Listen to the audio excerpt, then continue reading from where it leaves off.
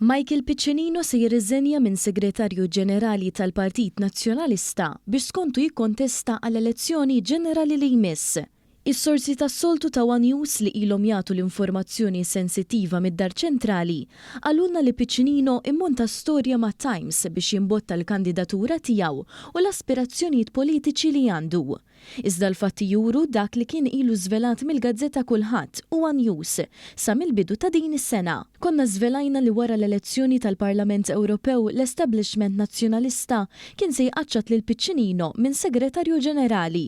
Iż-żmien tana raġun, hekk kif il-fatt se jiġri wara li ilu jinħema pjan biex Piccinino iwarrab, anke jekk qed jipprova jieħu l-krettu fosthom saħansitra ta' affarijiet li ma għamilx. Fil-fatt issemma s-saħħa li kollu s-Segretarju Ġenerali tal-Partit Nazzjonalista fosthom fuq l-amministrar tal-finanzi tal-partit.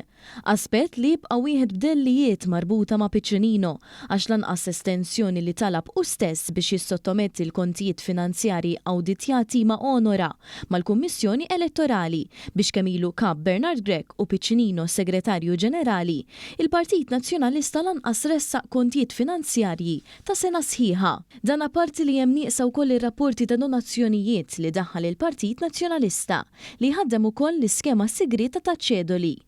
Deputati tal-establishment bħal Karol Aquilina u Beppe Fenekadami ftit li xejn jirrikonoxxu l-awtorità ta' Piccinino bħala Segretarju Ġenerali, avvolja għandu dik li meqjusa bħala tieni l-aktar kariga importanti fil-partit.